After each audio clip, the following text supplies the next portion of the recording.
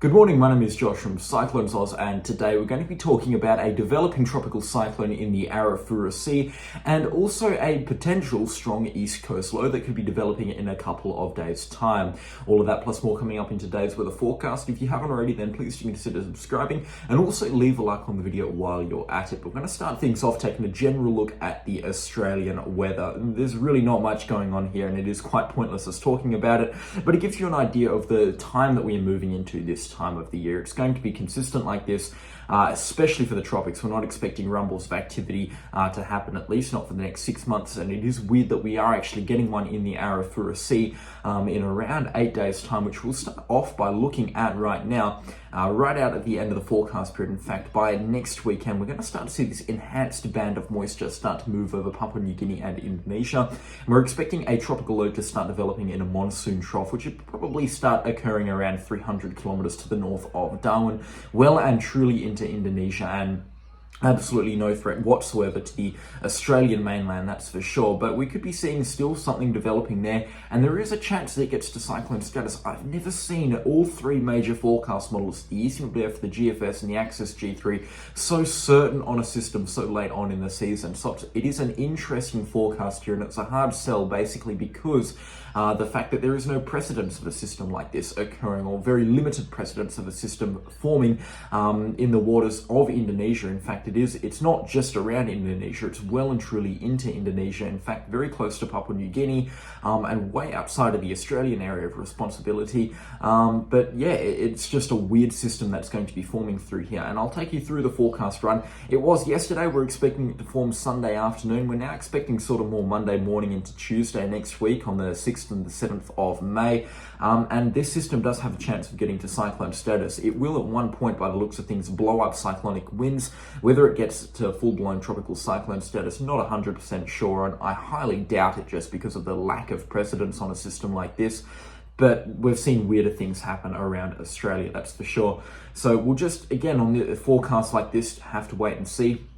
Wind gusts around the Indonesia area will likely be enhanced, especially as this tropical low develops. We'll be seeing gusty winds regardless of cyclone formation, winds up towards 90 kilometers an hour by the looks of things. But it's going to be the rainfall that's going to be the real hard kick for Indonesia. In the next 10 days, expect rainfall accumulations around where this tropical low forms to be at least 700 or 800 millimeters high. Widespread accumulations above 300 millimeters as well, but overland and in mountainous areas, expect them to be 2 or 3 times higher than that 300 millimeters, pushing 800 or 900 millimeters in some areas. It is going to be a very, very wet weekend and into early next week or next fortnight for some areas of Indonesia. Just enhanced moisture. It does look like, however, that the entirety of the Australian mainland misses out on the worst of this rainfall. Thursday Island is basically the only Australian territory that can expect more than 150 or 200 millimeters from this event. But again, yeah, it really doesn't look like this is an Australian threat. For those of you watching in far north Queensland or in the Northern Territory, there is no need to worry or panic about this system. Even if it does form, it's not going to be an Australian cyclone threat, that's for sure. But yeah, it is just a really, really weird system to be looking at this time of the year, especially so far in the model forecast. And normally these sort of systems, you get about 4 or 5 days notice. They spin up on the models pretty quick and then they die off pretty quick as well. But this one has been around for a couple of days now, and there's so much congruency and certainty between the ECMWF, the GFS, and the Axis G3 model. So I don't know what to make of this, apart from this is an expected system at this point. We've still also got that Western Pacific typhoon, and that's actually what's driving the tropical cyclone genesis in the Arafura Sea. There's going to be more coverage on that on the Cyclones Extra channel, so if you haven't already, then please do subscribe to that. There'll be a link at the end of this video, so keep watching until then. We are still expecting a reasonably strong typhoon out of this. In the Philippine Sea, conditions are going to be primed for rapid intensification. It's going to have similar conditions in terms of sea surface temperatures and wind shear for the Indonesia system as well, 30 degrees Celsius, maybe pushing 31 in a spot or two as well. Around Papua New Guinea, I mean, the sea surface temperatures, they never cool off up there. And even if it was to somehow creep down towards Melville Island or Cape Wessel or something like that on the Northern Territory area, 29 degrees, it's warm enough for tropical cyclones to rapidly intensify. In terms of wind shear, it's going to be in the deep tropics, so wind shear will likely be an inhibiting factor for this tropical cyclone's formation. That's right up into the stratosphere. We want to be looking at flight level 150 HPA here, but I mean, wind shear is actually not that bad. I mean, 10 knots or 15 knots at the worst case scenario. Typically, we're talking about right now here. Oh yeah, wind shear is a little bit higher later on into the forecast. Okay, my bad, we were talking about right now. And that's actually why there's not too many thunderstorms blowing up over Indonesia, and there hasn't been over the last couple of days, because wind shear hasn't been high. It's amazing what you can tell with just one dynamic in the forecast. But yeah, wind shear is actually going to be quite high for this system, and that's why it's not expected to rapidly intensify on those sea surface temperatures, let alone the fact that it'll have to deal with mountains around Indonesia. Like I said yesterday, that would be the equivalent of walking over Lego. Incredibly painful and quite destructive to the tropical cyclone's foot for it to move over Indonesia, just those extreme mountainous terrains up there. And that's why tropical cyclones can actually hold their intensity quite far inland into Australia, especially over Western Australia. It's just flat, and once it floods the area around Western Australia, it can just keep on going for a little bit. And that's just an interesting factor of the Australian topography, I guess. Australia's dynamic, I guess, but yeah, you know what I'm talking about. But yeah, I mean, decreased amount of thunderstorm activity across Indonesia, that's going to be stopping over the coming couple of days. We're going to be seeing some incredible thunderstorm activity blow-ups, and I do believe that the satellite pictures in a couple of days' time, give it a week, are going to look very interesting with the development of this tropical cyclone. And we've spent way too long talking about a system that's going to be forming 8 or 9 days out into the future. We're going to now talk about a developing east coast low in the Tasman Sea. Now, I've been saying that this is something on the forecast for quite a few days. I'm still not 100% sure what to make of it. It will probably end up being classified as an east coast low or classifiable as an east coast low. But what we're going to see is an upper level low pressure system develop over New South Wales and Queensland from an enhanced area of moisture around Thursday or Friday, which will be the 2nd or the 3rd of May. Don't forget your birthday wishes. But yeah, we're going to see this upper level low from this enhanced amount of moisture, and that's probably going to creep across the New South Wales landmass across into Queensland as well. And once it gets itself over sea, it will be able to wrap itself up into a full-blown low pressure system and drive a lot of rainfall next Saturday and Sunday ashore around the Sydney, Wollongong, Newcastle area. Now, towards the north of the low pressure system for areas such as Lismore, Coffs Harbour, Tamworth, Moree, Lightning Ridge, those areas, they're going to be receiving thunderstorm activity. So it's going to be heavy rainfall, brief periods of heavy rainfall and damaging winds driven by this weather event. And then for areas south of the low pressure system, including Sydney, Newcastle, Wollongong, and even down towards Mallacoota and Bega in the Victoria-New South Wales border sort of area, expect driving rains to be driven ashore, and that will result in some very high rainfall accumulations as well next Sunday and into Monday, hopefully easing off by Monday, and also the risk of damaging winds by Sunday afternoon and evening. Now, this is if the forecast plays out exactly like the ECMWF is saying. As you can see with other forecast models, there is discrepancies in there.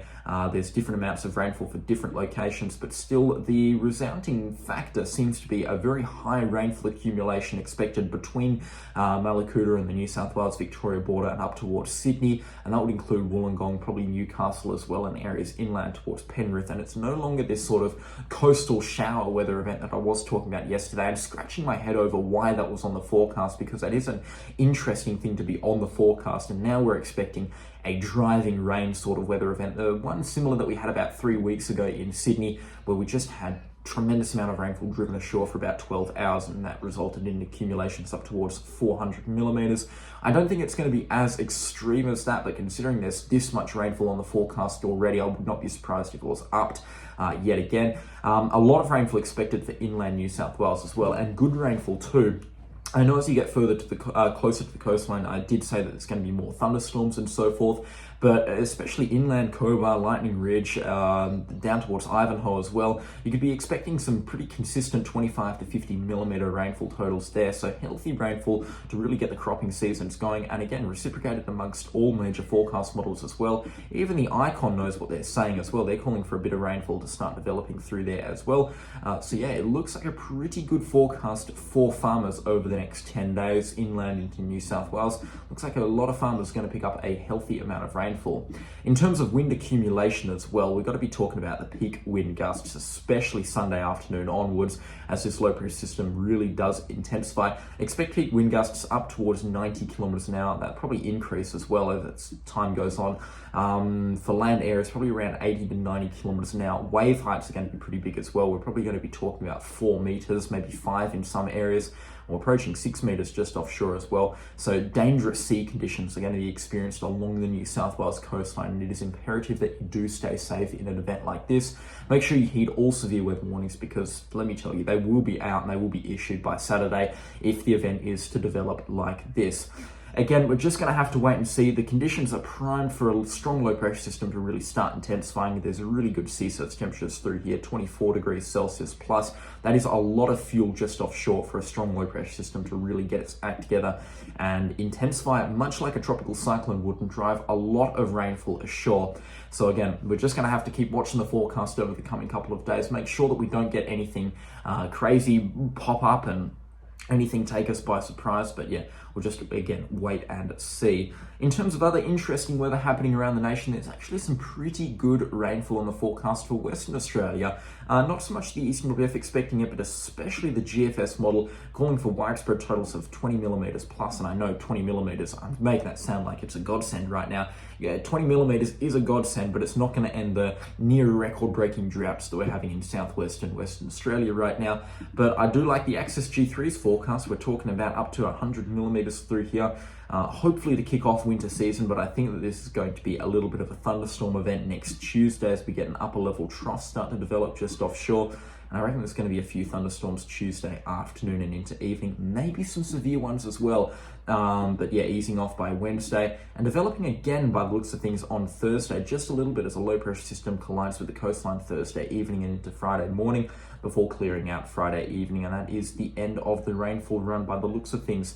I'm just worried about thunderstorms bringing some humidity and higher than usual temperatures, because I mean, I speak for everyone in Perth right now. We are beyond sick of hot weather, and it's been very pleasant being able to wear a jumper, a nice jumper, every morning and even into the day as well. It's been very, very nice, and I do not want to go back to having to take the jumper off at around 9 or 10 o'clock in the morning, because we've had a hot summer. It's been a brutal summer, and thank goodness that it is over. But yeah, we just clicked out of the windy full screen mode, whoopsies. But yeah, that basically does it for the weather forecast for today. It's been a long-winded one, really cracking into detail on these weather events. And I would just like to say 1,042 hectopascals of the high pressure system in the Great Australian Bight. That's pretty strong, I would like to say that. But yeah, just ending the video off here.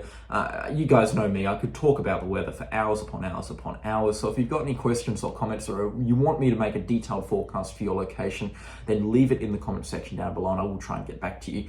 Today, Sunday's my day off, so it's where I put all the effort into the videos. I make them as researched as possible, good screen recording, good quality, good face cam as well. Sunday's my day off, I don't work on Sunday, so I do go all out on the Sunday forecast update. And if you too want to make the Sunday forecast update special, leave a comment in the comment section, some forecasts that you'd like me to make as well down there. Subscribe to the channel as well, nearing in on 14,000, and leave a like on the video while you're at it. But thank you so much for watching. I'll catch you on the next storm. Goodbye.